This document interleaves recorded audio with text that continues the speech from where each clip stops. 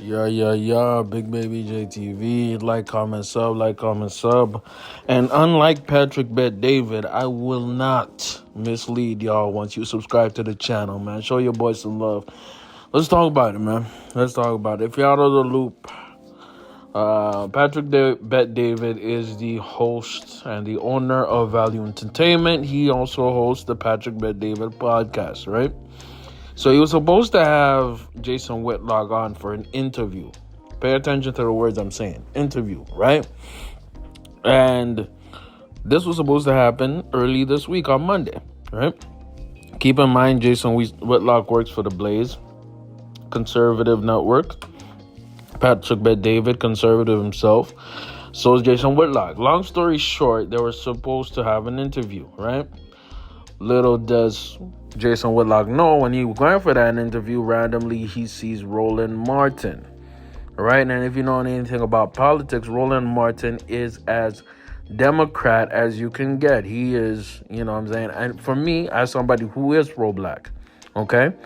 But I don't see myself as a victim, though, right? I don't see myself as somebody who needs to beg for political handouts, right? Or needs to get on their knees and have government run every single thing. But so anyways, what you'll get with Roland Martin is clearly partisan and clearly left-wing political ideology. So they're going to be opposed. Jason Whitlock and Roland Martin are clearly opposite ends of the political aisle, right?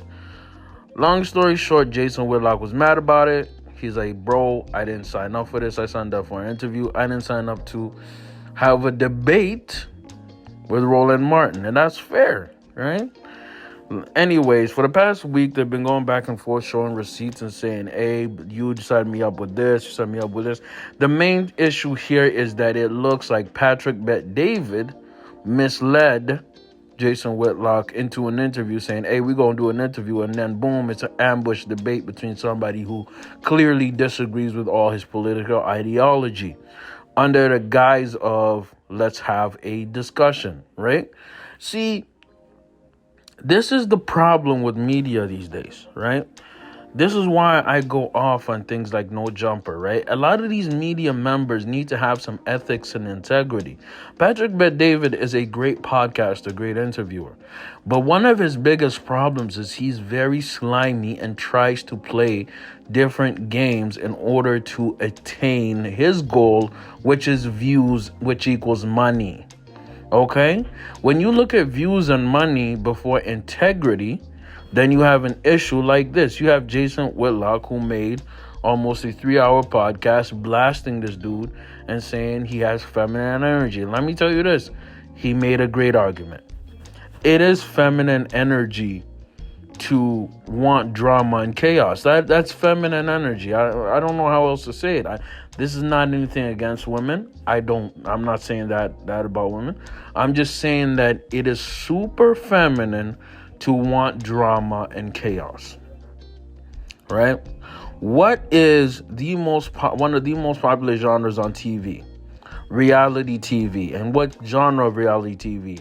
The Real Housewives, the hip-hop, Love and Hip Hop, and all these type of things. Even Zeus with Blueface and Krishan Rock. That type of ish, right, is dominated with a dramatic female energy. Why? Because people like seeing chaos. They like seeing arguments. They like seeing gossiping. They like seeing backdoors, manipulative, vindictive-ish. And that's what Patrick Bet David is trying to lean into. Look at the Saucecast, right? Where they basically did the same thing with CGA, Coach Greg Adams, and Hafiz. Hafiz has a different point of view, 100% than Coach Greg Adams, diametrically opposed, right? And then they misled CGA, Coach Greg Adams, into going in a debate with Hafiz. The problem with this is that if you have some integrity, some morals, some ethics, you will let people know what they're getting into. It's like you inviting a chick over and saying, hey, we go on Netflix and chill when you want to smash. No, what you should do is you should tell her, hey, I'm interested in getting intimate with you and possibly having sex and also watching Netflix. That's what you should tell her. Okay? You don't sneak attack on... No, man. That's not how it's done. That's not moral and ethical, right? You have to tell people what they're going to get when they get there, instead of lying and manipulating the situation to get the result that you want, which is subscribers, which is money. See, when you stare at money and views too much, you catch L's, right?